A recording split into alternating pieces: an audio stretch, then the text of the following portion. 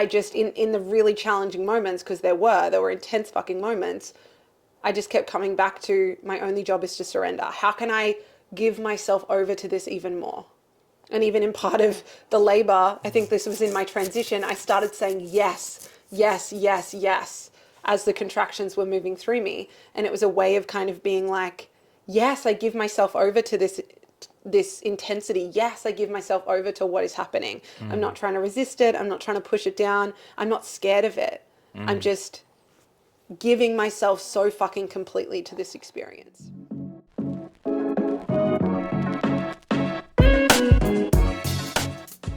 Yo, yo, yo, lovers. Welcome, welcome, welcome to Sex, Love, and everything in between. We're the O'Neills. You're here with Meg and Jacob. And this is the place we have really uncensored conversations about sex, intimacy, and relationships. We're super excited you're here. Enjoy this episode. Hey, lover. Hi. How are you? I'm good. Yeah. You look amazing. Oh, thank you. You sound amazing. Do you like my accessory? Love your accessory. What do you call him? Oh, what do you call him? Yeah. Oisin. Oisin. I have a very Oisin. sexy baby carrier right now, though. You're very happy with that? I'm very happy with Yeah. it. Thank you, Art of Pope. Yep. Art of Pop. Art of Pope. Whatever they're called, they are I an asset. love. I was anti them because I thought they were a bit feminine. And I was like, I'm a man. I don't carry a baby in a carrier. And then I put it on. I was like, oh, I carry a baby in this carrier everywhere I go now. When I was pregnant, Jacob was like, oh, I'm getting a carrier, and we've got the bamboo carrier, and then we'll have this. He was like, I won't be carrying the baby in that. And I was like, what do you mean? He's like, I'll just be holding the baby wherever we go. I'm like, okay. And very quickly, I didn't say anything, but very quickly you realized it's good to have your arms free. And I didn't realize that you had to carry them all the time. Like when you sit them down, they wake up. And I was like, oh, I thought you carried it for like 10 minutes. They fall asleep, then you put them down. To the car or something. Yeah, then they sleep for like 3 hours, but that's not... Well, our baby doesn't do that. Yeah. Our baby is a contact napper. He loves to sleep upright. Yes. On us at all Yes. times. But we are back. This is part 3 of the birth series. How many parts are we doing? 3, and then we're doing a postpartum episode next. Okay, yeah. So, and we didn't want to do so many, but we got so many birth questions. We weren't going to do this episode, but I thought I would just answer the questions on Instagram stories, but I gave you guys the option on Instagram stories to vote, and everyone wanted, well, not everyone, majority wanted majority wanted a podcast episode. So here we are. We're going to answer a bunch of your birth related questions. And some of them we kind of covered in, well, we didn't cover them specifically, but there was like, we told the story in part 2. So if you haven't heard the birth story, go back to part 1 and 2. But we're just going to be answering your specific questions today. Yeah, and these will kind of give us the opportunity to like hone in on the specific questions as well. I feel like we did a really good job of explaining the experience of the pregnancy and then the birth. And then this will give us a chance to speak to some of the like key themes, I think, which are very real in the birth world for a lot of people. Shall we? We shall. Okay. There was a lot of questions similar to this. Did you at any stage feel scared during birth? If yes, how did you navigate this? And there's also some questions around, did you have fears, Jacob? Did I have fears? Were these fears present in pregnancy, and did any of them actualize in birth? So just a question about, were we scared? Did we have fear? Yeah. Do you want to answer first? No. You don't have fears, or you don't want to answer first? I don't know. No, my answer is I don't think I had fears in the birth space. Like when during the birth, I had a lot of stories come up, and a lot of, because of the way that we approached birth and pregnancy without any medical attention, there was a lot of unknown. So I had a lot of not necessarily fear, but I had like a lot of like, oh my God, what ifs? What if? But then as soon as the labour kicked in, there wasn't fear for me, no. And I didn't, just to speak into what I felt from you, I did not feel any ounce of fear in the birth space. And even in pregnancy, you never really projected. You were very clear that you wanted Leslie there in the moments that I was like, maybe we could just do it ourselves. yeah, it was very clear that you wanted someone there supporting just the space as well. But I don't think that was coming from a space of fear. That was just more, this would feel energetically appropriate. Yeah. Yeah. Yeah. But that wasn't like, yeah, that didn't feel like fear. No. And that was like the energetics of a birth space. Any kind of ceremony, the energetics are paramount. They're so fucking important. And I did not feel you bringing any ounce of fear into the birth space, which allowed me to just be so fully present in what I was experiencing. Yes. And I think this is the work of both the woman giving birth and her partner, is to do the work. And I feel like this is one of the reasons why we have a 9-month pregnancy, or about that, is to ruthlessly meet any ounce of fear in the body so that you can enter into the ceremony of birth clear. Yes. And liberated of any stories that aren't going to serve you, and liberated of, any fear that's embedded in the body. And you don't have to do that in the 9 months, but if you don't do that within that time, or you haven't done that before falling pregnant, I truly believe that you are going to meet that in the ceremony of birth. It's inevitable. There's no escaping that. Or you might find yourself in a birth experience where you're bypassing that ceremony and giving your power away to someone else. So yeah, I feel like I didn't feel any fear from you. And I just think that was such an imperative, important part of that experience that enabled me to have the birth that I had. Yeah. And obviously, like, it's your rite of passage, it's your experience, but a man's energetic state can heavily influence a woman in that birth. And your environment is so important when giving birth. And I was aware that I was a part of that environment. Yeah. So even before you were pregnant, obviously, I was doing a lot of work to build a nervous system that was capable of being with someone who was going through a initiation. But just thinking then, there's so much of a focus in our culture when a woman is pregnant on fitting out the nursery and painting the nursery wall and making sure the nursery looks perfect and beautiful.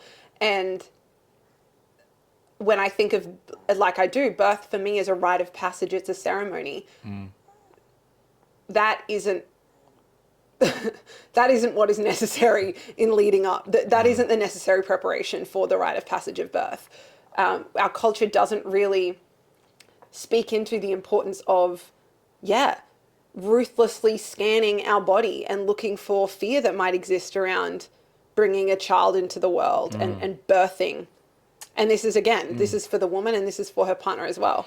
And the other piece that really, like, didn't feed any of those stories, we were ruthless in, like, scanning. And, like, I know that you were very clear on making sure your body was, your emotional body, the somatic part, well, you were very, very clear that you're a vessel that is going to bring this baby into the world healthily and happily. Yeah.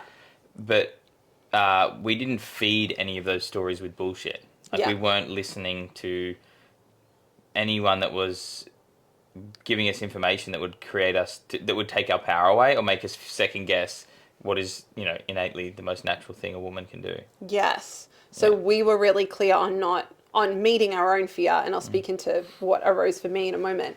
But yeah, we were so fucking clear. If anyone was projecting anything into our space, that wasn't ours. Yes. Even sometimes I felt that from people. I didn't feel a lot of it, to be honest. No. But we just weren't available for that. Yeah. Like, no one really came and was like, you should have a midwife there, or you should do this. Maybe that's what some of the people around us were thinking, but we energetically sent out the message that we're not available for you questioning this, you bringing your own fear. That's yours. Correct. If you've got a fear of us birthing at home without anyone there, that's yours. That's not ours. That's not our story. And I think that is, like, that's necessary in the way that we chose to birth. If you're choosing to birth unassisted and sovereignly, you cannot be open to the opinions of others. Because people are going to have fucking opinions. Our culture is fucking scared of birthing in that way. Our culture's scared of birth, full stop. But yeah, you have to create a chamber around your family so that that noise can't get in. Oh. My answer to this question around did I have fear? Honestly, no. Yeah. Like I did not, and and I spoke into this in part 2. My fear was, is anything going to happen in the space that is going to penetrate the energetic bubble around my birth? So I shared again in part 2, go and listen if you haven't already. Jacob was running the Gathering of Men, Tigom, his big men's retreat. And I ended up giving birth that same weekend, so he didn't go. But because they were running simultaneously, there was this feeling of, oh my gosh, are you going to be fully present here? Are you going to be needed somewhere else? Am I going to start giving birth and you're not going to, like, just all of that? That was my biggest fear. And also Django, our dog. My fear was, again, something penetrating the birth space, like me going into labor and then someone having to come and pick up our dog and me feeling energetically someone penetrating the birth space and the birth ceremony. So they were my fears. In terms of like fears around actually birthing and bringing my baby into the world, I genuinely did not have any fears arise during my pregnancy or during the birth. And I know that's not just because I'm lucky. That's because I have spent the last, like my work was not in my pregnancy. When I said before, we need to scan the body and see if there's fear there and then be ruthlessly devoted to meeting and alchemizing that if we want a liberated birth experience. I didn't do that in pregnancy because I've spent the last 10 years before that doing that.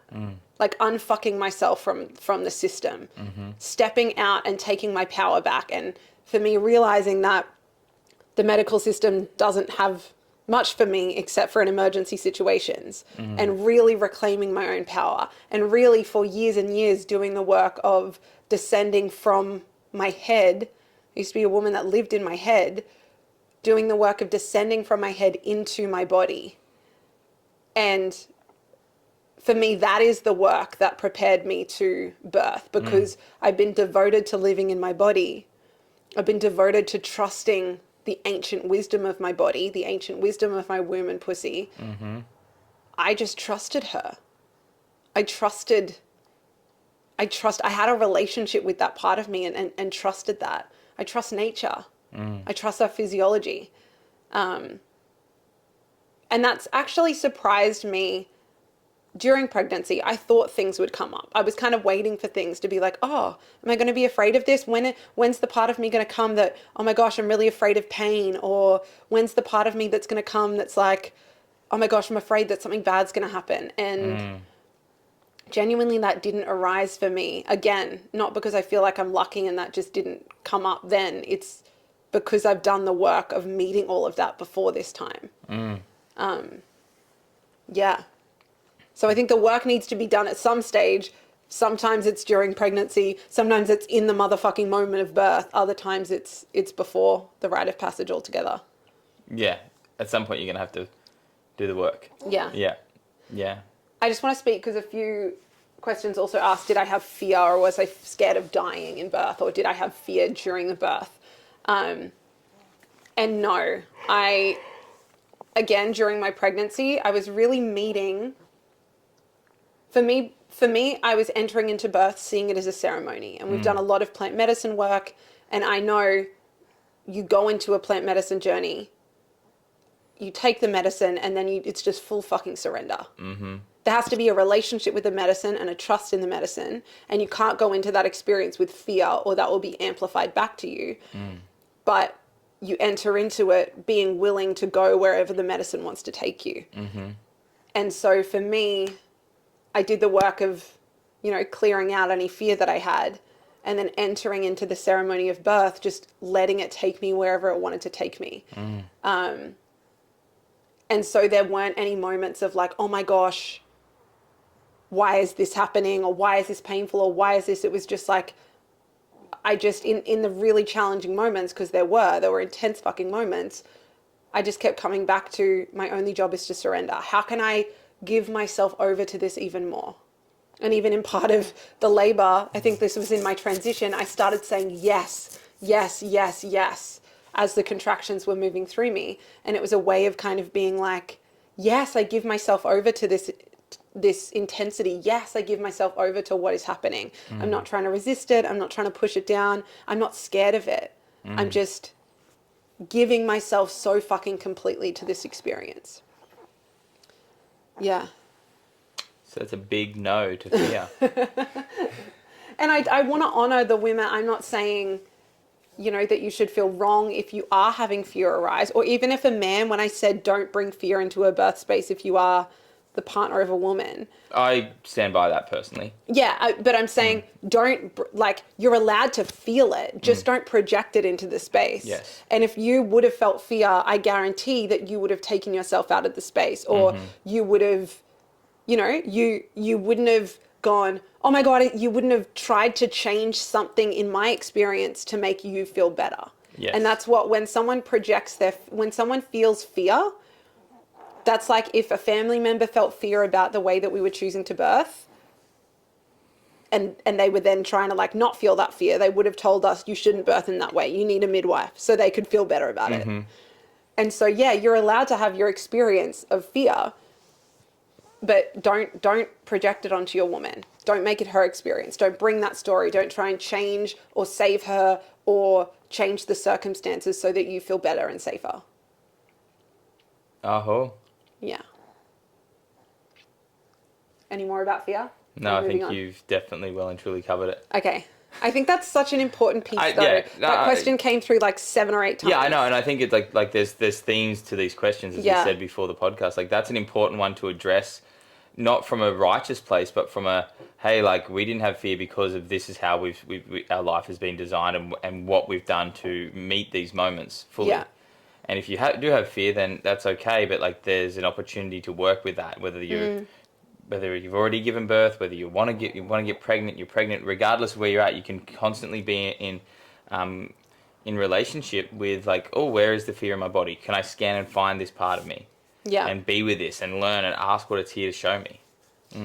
And I also just want to speak into what we said before around the noise, tuning out from any noise. That's so important. If you're listening to this and you're yet to give birth, or you want to give birth again in the future and you want to trust birth, go and fucking turn up the volume on women's voices that trust birth. For me, I brainwashed myself with the story that birth was safe. Well, not even safe. Birth, I could trust birth. And birth was going to happen in my body whether I liked it or not. And my only job was to let go and allow birth to happen. So if you want to trust birth, turn down the noise of people that do not trust birth and put yourself in circles or listen to podcasts that really deeply trust birth and trust a woman's body and physiology.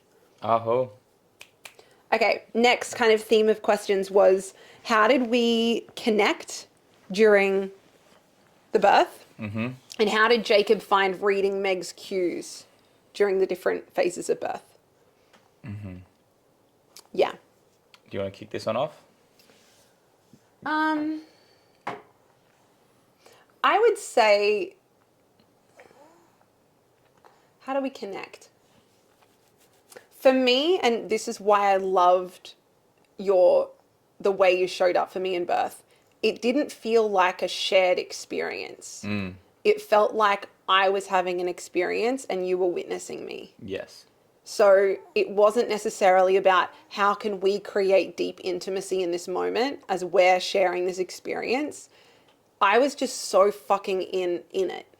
I was so in my body. I was so in the experience that I wasn't looking to connect with you.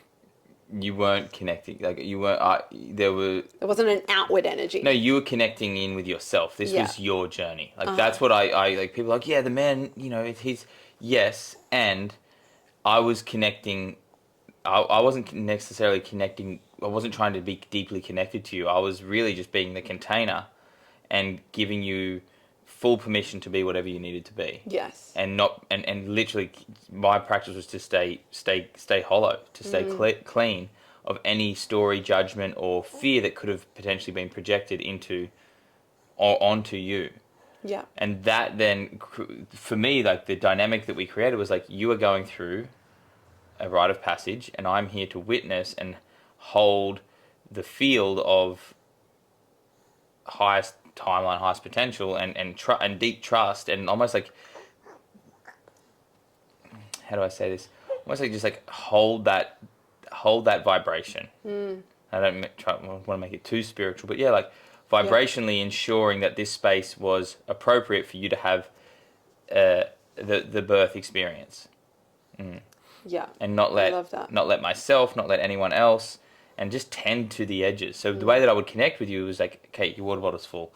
Okay, yep, you want to hold my hand. Okay, yep, all right, food. Okay, yep, don't go out of the room. Okay, yep, feel the birth pool. Okay, yep, towel. Okay, yeah, like I was just aware of what was of what the space needed, and then I would just act appropriately or act accordingly. And when you say like, oh, yeah, your water bottle's filled up, you weren't even saying that. No. You weren't going, Meg, I filled up your water bottle. Meg, I'm filling up the birth pool. Meg, I'm doing this. And I said before, I was just focused on going down and inward, like descending into my body.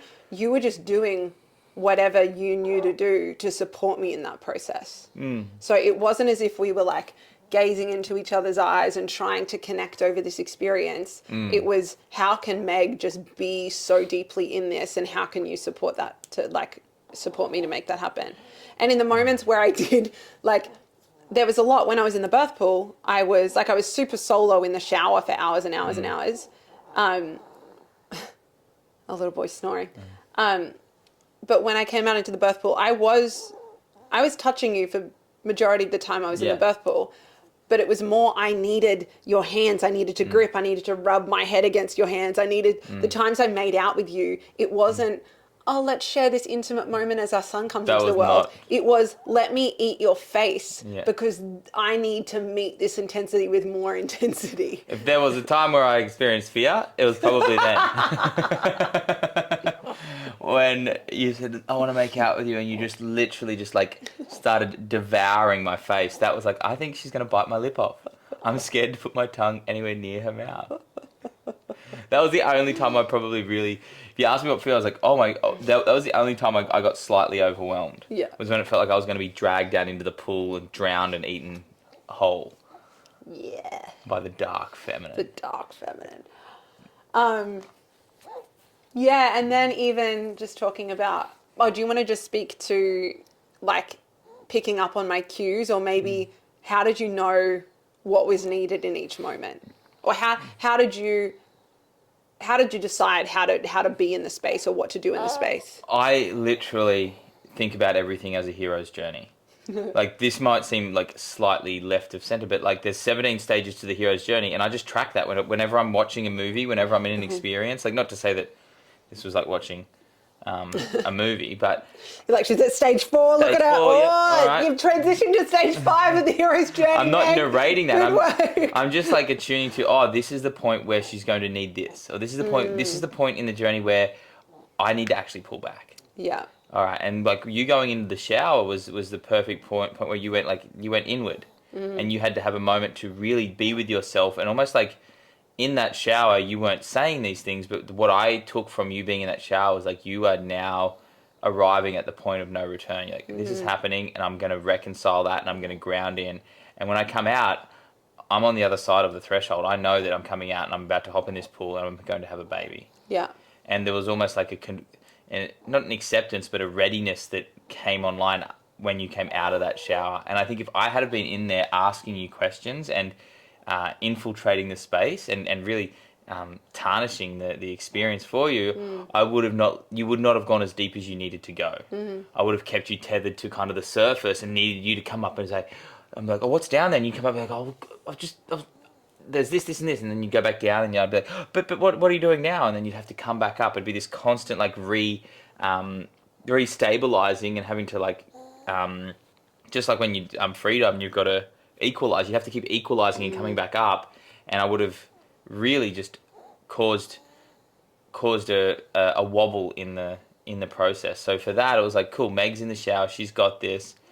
And that was a moment where I had to do I trust this woman?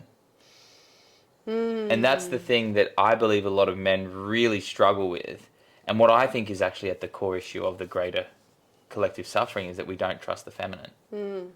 And this is my journey with the birth experience and what I'm starting to write about. I'm currently writing it, and it's got, I'm tracking it back through my lineage to, all of the times that the feminine wasn't trusted, and all of the times the feminine wasn't listened to, and all the times that the feminine did miraculous things that were never really deeply, truly honored for what they did. So in that moment when you're in the shower, yeah, it's just you hopping into the shower and I'm out here feeling the birth pool. But what internally was shifting for me on like not just an energetic level, but like a generational level was I deeply trust the feminine and I trust its ability to guide and create life. And I do not need to interfere or intervene.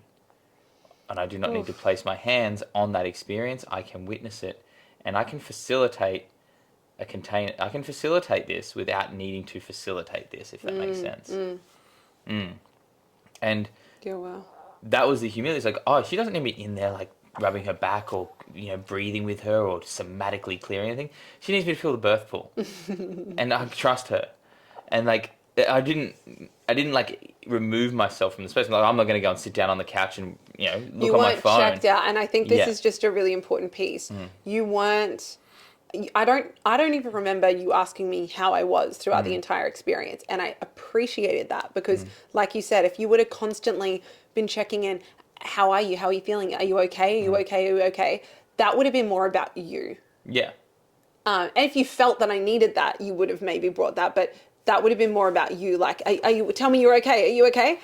You didn't ask me that at all, but at the same time, you weren't lying on the couch fully checked out of the experience. I knew like that would have felt like shit, but I knew you were out here and I knew you were in your own ceremony with this and I knew you were holding and I knew you were practicing the trust piece. You would have definitely felt at any point in time, if I had hopped on my phone, you would have felt that. I would have felt it from the shower. I would have screamed, get off your fucking phone! And that's the piece, like, just because I wasn't hands-on and deeply intertwined with you in those moments, that doesn't mean that I had it wasn't free time for me to go and sit on the couch and watch a movie. It wasn't free time for me to come and like scroll my phone or to go outside and do something just get some chores done. No, the ceremony is the ceremony. And energetically I was connected to you, but I wasn't enforcing any of my will onto you. Yeah. And and this is why men really need to do their work leading into any kind of rite of passage that you will be holding, that you are a part of, or you will be holding, like whether it's marriage, whether it's birth, whether it's any of these kinds of things. You need to train your nervous system to be aware of the intensity that occurs in these moments, and not try to down regulate someone else when they need to actually be in that activated state, and you get to like just expand around that. Oof. Because you need a window of tolerance that is greater than probably what you've got right now if you haven't done the birth. Yeah, and that's the thing. There you go. You go. I was just going to say what a woman needs, and I'll just speak from what I felt in the experience, but I feel like I can... Speak for the women. I feel like I can expand this out.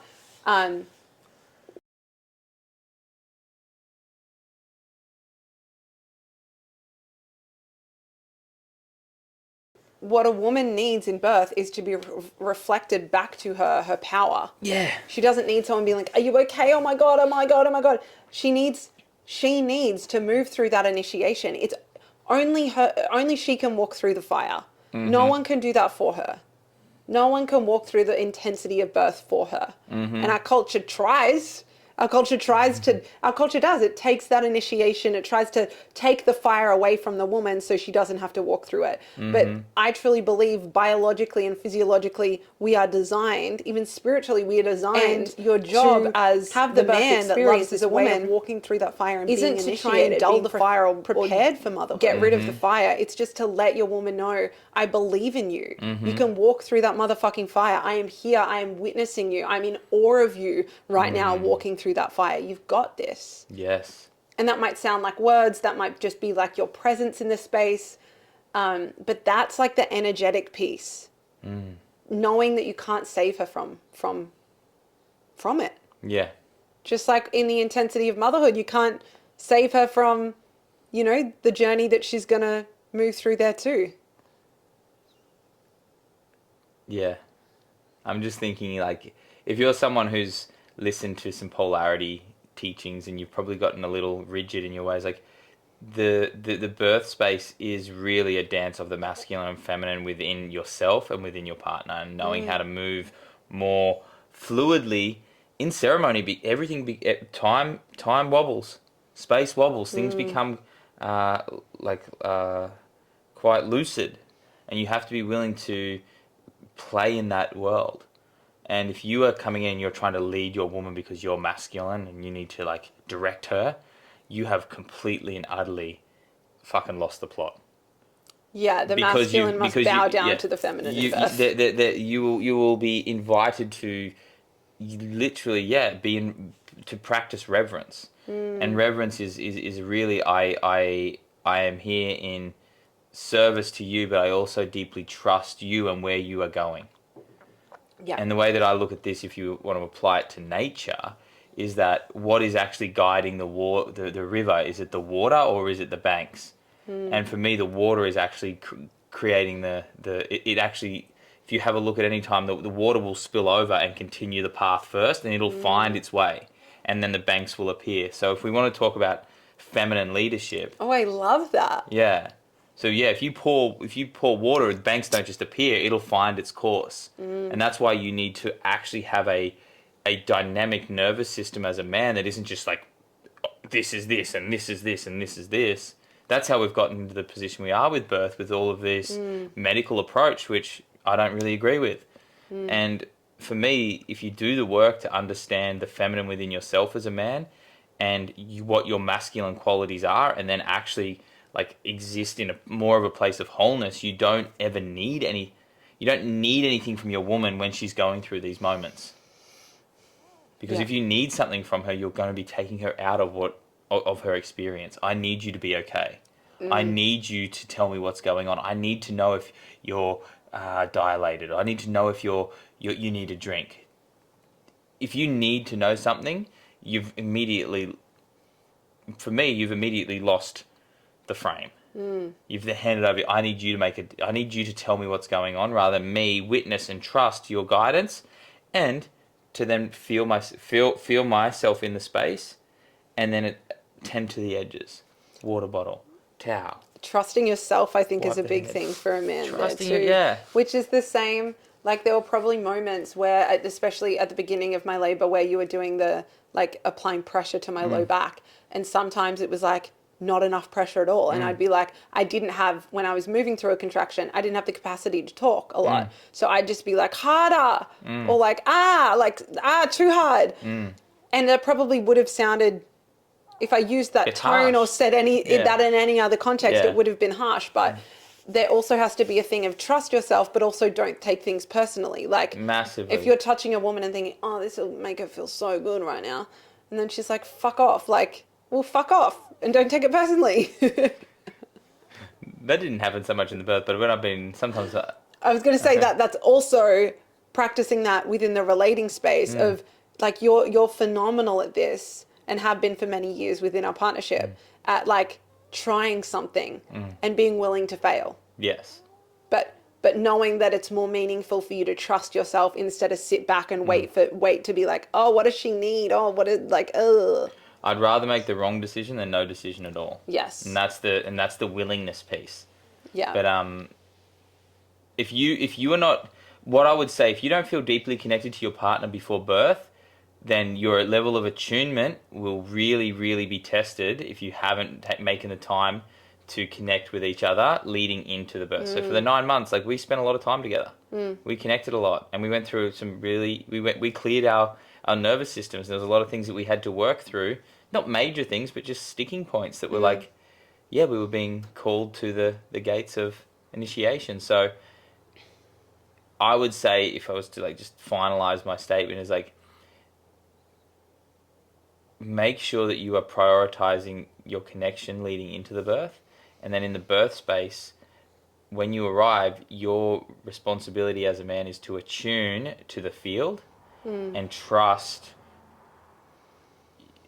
your woman who is having her experience, and also not withhold, but let any of your reservations be felt and move through you, and do not let them contaminate the space. Oof. And that's the work. I just want to speak into one more thing around connection. Just something that I know you were really intentional about is that when Oisin was birthed, when I birthed him, you didn't jump into the pool. You were actually, and if you watch the footage, you were so intentional about just letting me have that moment and letting me, and I was looking at you and we were making eye contact and it was so, and you were like, managing Django as you started to jump around and get excited. But it wasn't as if you were disconnected, but you weren't trying to go like, oh, let me touch him, let me touch you. I didn't touch him.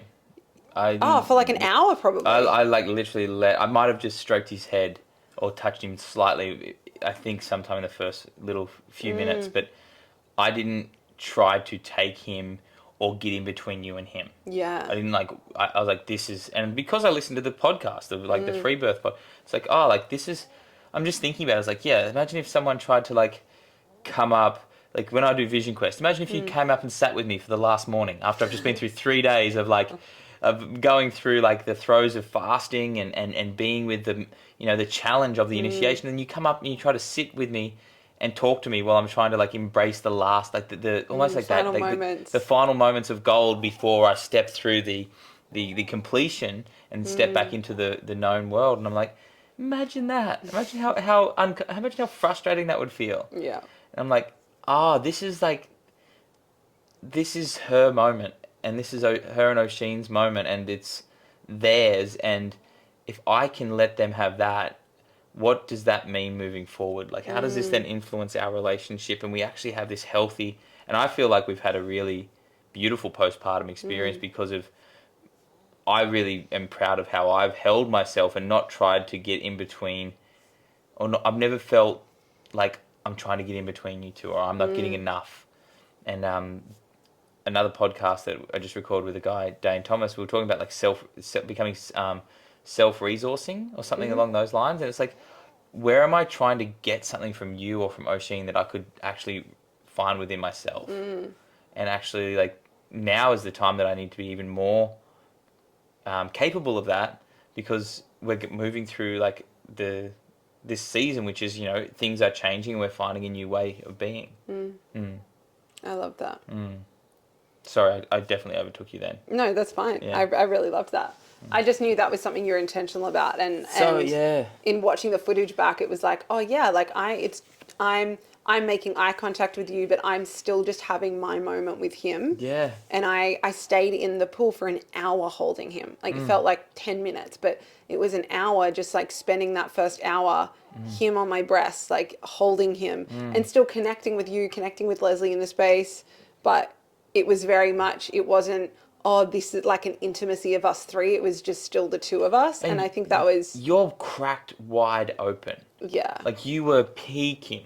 I was peaking. Like whatever is it dopamine or the oxytocin? Oxytocin, yeah. Like you were high AF. I really was. And imagine if I came in and tried to take that, like take the experience, or infiltrate that experience for my own gain. Like, no, like that was, the beauty was in me. The beauty for me was in the witnessing of that connection between you and Osh. And that was the piece. It's like, the beauty isn't in me getting to hold him or touch him. It's in witnessing the connection. And it's like, cool, like this is the next generation. Like this is the thing that's here to carry on my blood and what I stand for. And it's like, how can I be that from the very beginning? So that was cool. And what else? I want to say one more thing. Sorry, I wanted to say. I just think like it's so easy for us to it's so easy for men to want to help, and that's what I really want to say. Like,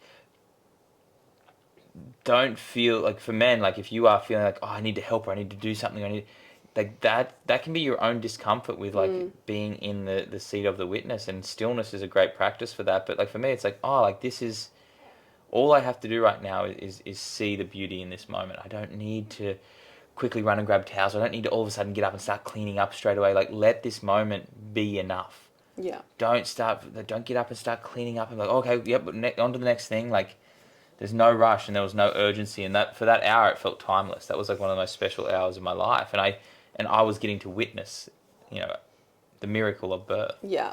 There was a photo that is Leslie's favorite that she took where you were leaning back on the bookshelf. Yeah. And I'm still in the pool with Osh, and you were just like staring at us both. And I think that encapsulates that hour after birth really beautifully.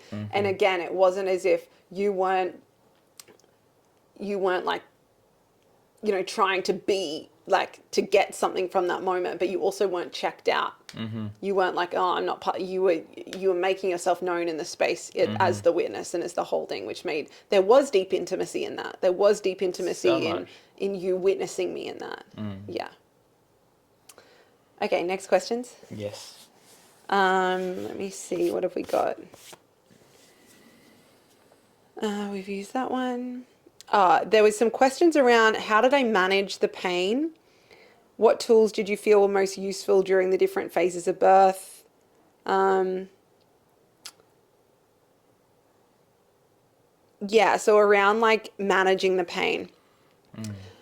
My answer to that around like how did I manage the pain? I didn't. Like, I don't believe we're meant to manage pain in the birth experience. I met the birth experience with, I'm not here to manage it or make the pains go away or make the pains less. I'm here to meet the pain. Or I saw it as intensity. Because for me, it wasn't that pain of like, even though right at the end when he was like just about before, then I thought my clitoris was going to split in two.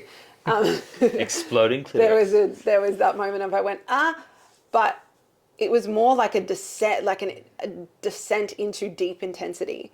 And the deepest intensity I've ever felt in my entire life in my body. But I wasn't trying, and I think this is why I had such a profound birth experience, is I wasn't trying to escape or manage the pain. I was going into it. I was meeting it. I was saying yes, yes, yes to it. I was welcoming it. And this is a huge part of what I teach in all of my work, especially in Full Spectrum Woman and my sexuality work. It's how can we but radically accepting what is. How can we, and I teach women to say, hi, you're welcome here. You're welcome here. Whether that's intensity or grief or rage or whatever it is, a lot of the time the things we're most uncomfortable with, we're going to try and push away or get rid of or manage. And we try and manage our emotions, manage our grief, No, we go the fuck into it.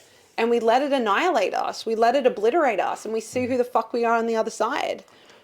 And that to me is walking through the fire. That to me is initiation. That to me is rites of passage. You're not meant to hold yourself back or manage your way through it. You're meant to let it obliterate you and crack you the fuck open. You're powerful. What did Leslie, remember when you were talking about the TENS machine? What did Leslie say to you? I think this is a good Someone was suggesting that I get a TENS machine, which is, I don't actually even know. I think it vibrates. It does something to kind of manage the pain. Yeah. And you put it on you. And a few people have suggested it. And my physical response was a no. My intuition was saying, like, I was just like, no, that doesn't feel true for me. But I messaged Leslie to be, and Leslie was our birth keeper. I messaged Leslie to be like, hey, what's your feelings around this? It keeps coming into my field. I think I told her I was a no, but I'd love to hear your thoughts on this. And she came back to me, voice recorded, and said, hi, darling. Hello, darling. Hello, darling. We love you, Leslie. We know you're listening.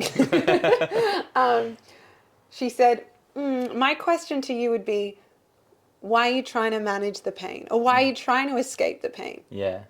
And then and then she went into more, and it was so, I already knew she was so fucking incredible. But that moment I was like, yes, this woman is so fucking on the same page as me and the same page as us, that the experience of birth and the things that I'm going to feel aren't things to manage, and it's not, oh my God, let me grab all the tools that are not going to have me feel the thing. Mm-hmm. It's like, no, you're here to feel the thing. How can you just feel the thing and surrender to feeling the thing? So we didn't use a TENS machine. There was a point, and this is like, I'm not taking away from birth, but like when I did my 100Ks, there was a point where my feet felt like people were stabbing knives in the bottom of them. And I kept telling you, do you want me to go home and get you actual shoes? Yeah, but there was something about meeting that pain, and like, and actually every time I'd step, I just imagined like a knife going all the way up my foot, and just like, but like allowing the pain to like not just stay. I wasn't like the pain would come all the way up and through my body, and I remember that feeling of being like, holy shit, like this is intense. This is intense.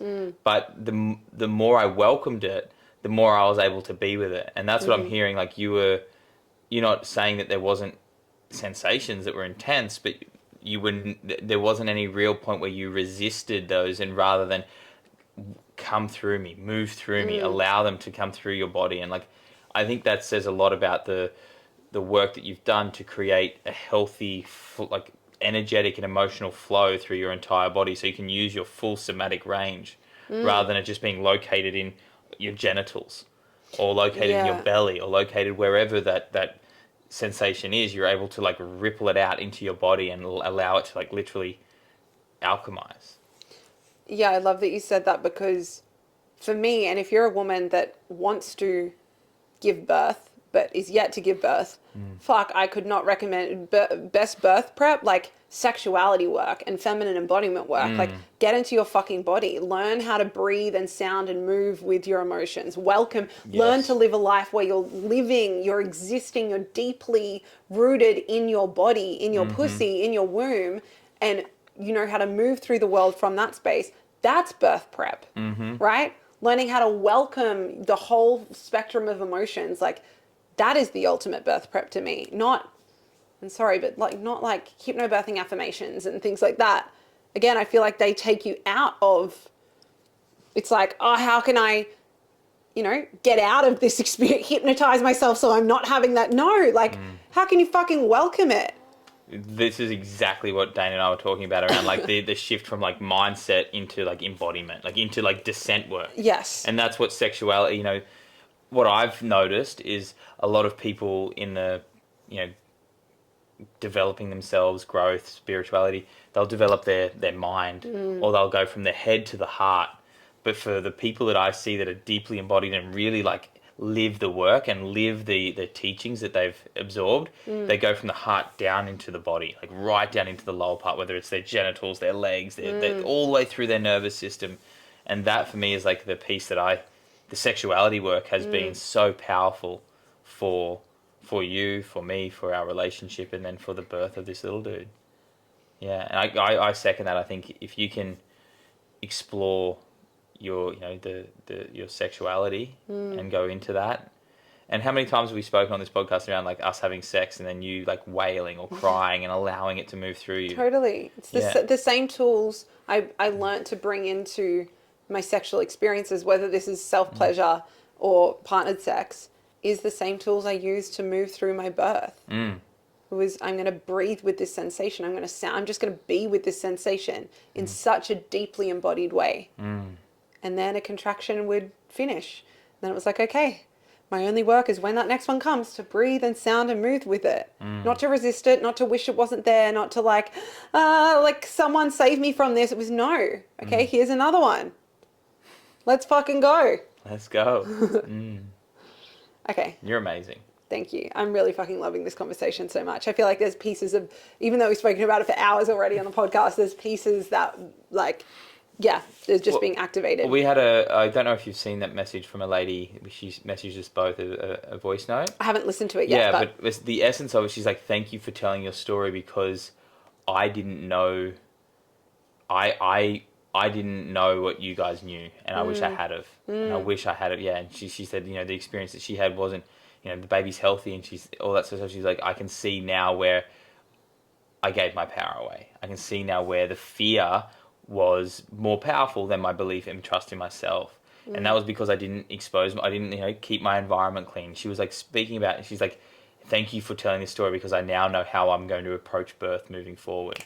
So at any point, like these stories and the way that we're speaking, it's not to sit on a pedestal or above anyone. It's like this birth experience we had was deeply intentional, even before we realized we're conscious of what we were doing, why we were going and doing these ceremonies or this work. It was all very much around finding deeper connection to ourself, which then led to our, not our, I don't want to say mastery, but our attunement and our ability to move in a space and meet what is actually there and not run from it, not avoid it, not manage it, not deal with it, not outsource it.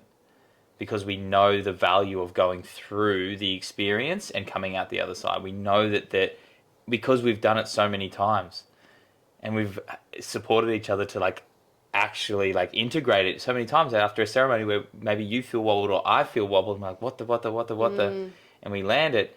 We've built a relationship with initiation and rite of passage that says, I know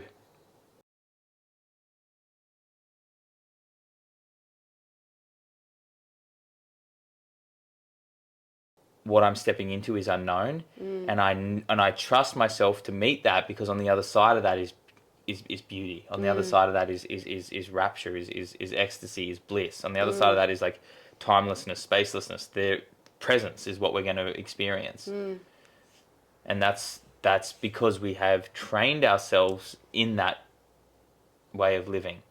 And it's not about better or worse. It's just about, can you bring more awareness to this so you are choosing exactly what it is that you want and not letting anyone else tell you And or override your instinctual knowing. We share everything on the podcast anyway, so we're always going to share the birth story. But a huge part of why I'm so passionate about sharing this is because I would not have birthed in the way that I birthed if it wasn't for the many women that came before me and chose to trust their bodies and chose to trust birth and then share their stories. Yes. Because again, I flooded myself with Free Birth Society podcasts before I gave birth. And yeah, I've had so many messages from women, either women that are yet to give birth or women like the woman you were talking about who, didn't know and then now can see, wow, if I do this again, I'm going to fucking trust myself. And this is a permission slip to trust myself. So yeah, I fucking love that. That's so moving to me.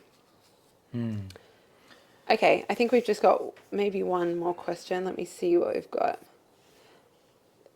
Answer this in 3 words. How did you feel immediately after the little one came out? Calm.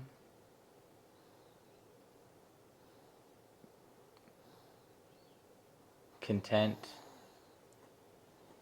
And calm, content, and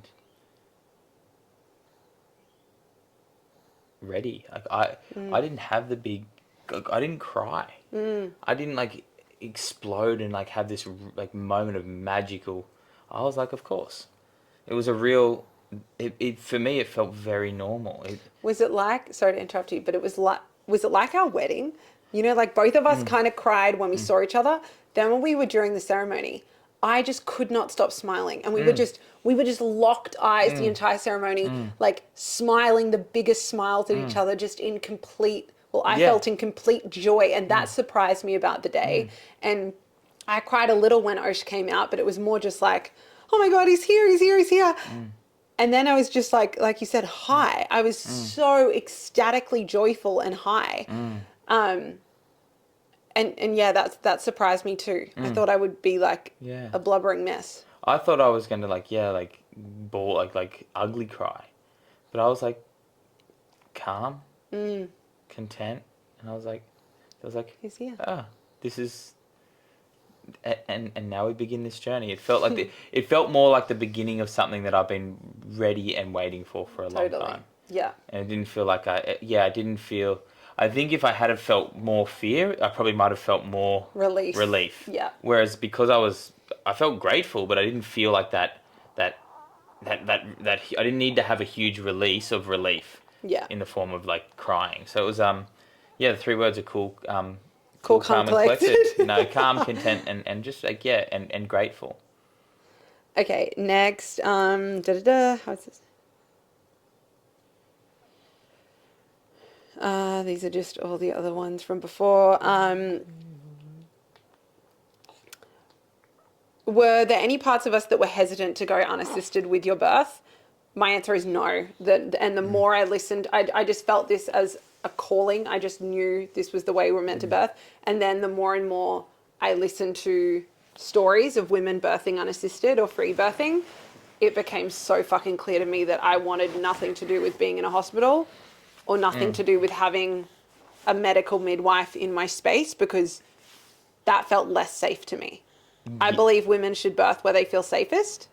I felt safest at home, not with a medical provider, because I felt like I wanted a physiological birth. I wanted no one else to touch my baby.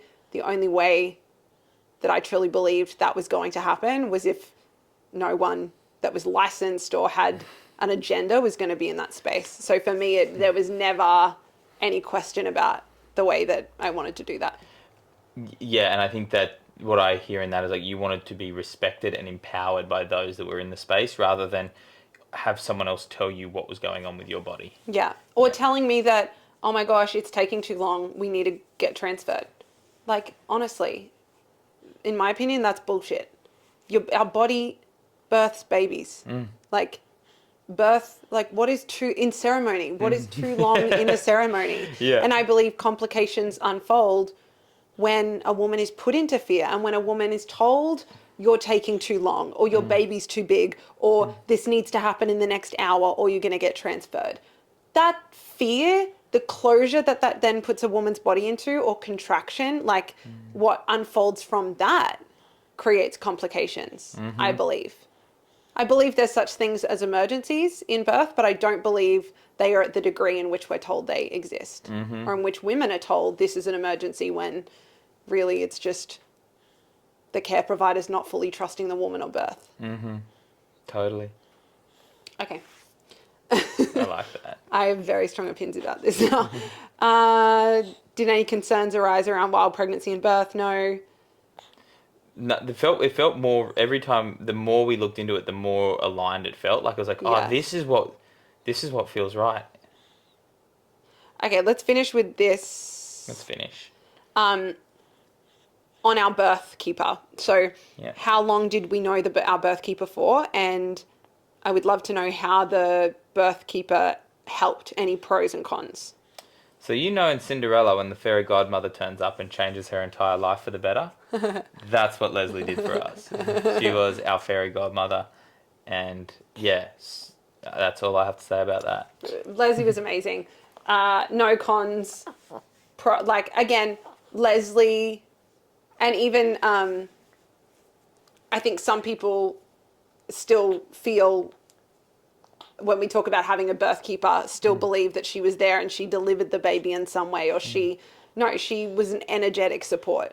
Leslie walked in an hour before we gave birth. She told me I gave birth. She held my hands. She whispered in my ear, go to the place you can go to. She took photos. She took videos. Her energetic holding was, I'm not saying she didn't do anything. I'm saying her energetic holding was amazing. But it was what she didn't do that was the most fucking important thing in the space. She didn't come in being like, here I am. She didn't try and say things that weren't needed. She didn't try and check me. She didn't touch me when I didn't want to touch me. No, she was just there, present in the space, just like you, unwavering. And Leslie has done the work to clear herself of fears around birth. She trusts birth. She trusts women. So she knew she was going to be there for however long it fucking took. She was never going to tell me, hey, Meg, this is taking too long.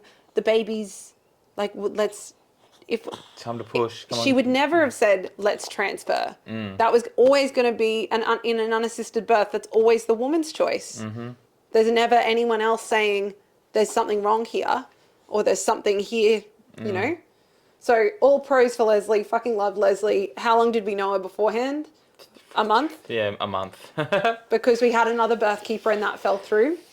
So we met her at 36 weeks. So 5 weeks probably. And we had probably 3 sessions with her where she came to our house and asked our own birth stories and got to know us as a couple. And got to speak through any fears, which again, we didn't really have much of, but I got to share around my fear around T-GOM and is it going to overlap and is Jacob going to be available? And it didn't. It didn't. Like I said, it was never going to from the beginning. But we just got to really connect. And there was usually Leslie would spend majority of a woman's pregnancy getting to know the family, but there was such a deep intimacy there immediately for us. And then she supported us just until last week, like 7 weeks postpartum. And she'll probably just keep coming out and seeing us. She's going to be our bestie. Yeah, we love her. But the pieces that I really loved about Leslie, that there was this really strong alignment of values and a respect for Meg's experience. She really respected Meg as a mother, as the mother that she was becoming, and she didn't once ever make it about her,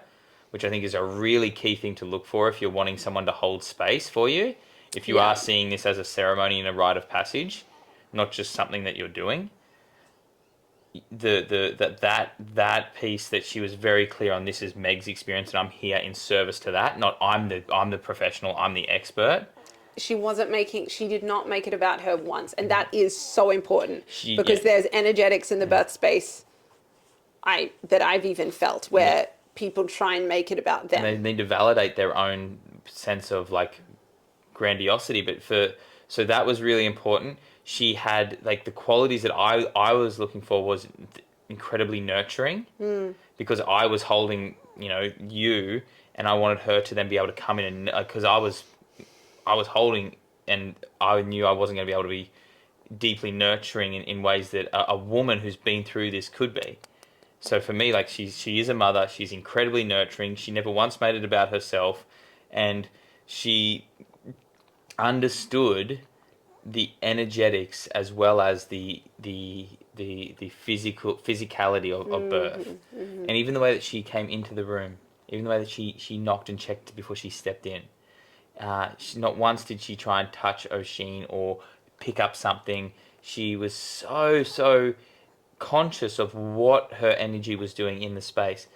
I remember when we were after we burnt the cord, and even this was whenever we took the placenta out and looked at it, it was like the next day or the day after. The next day, yeah. She's like, "Darling, do you mind can I touch the placenta?" I was like, "Of course."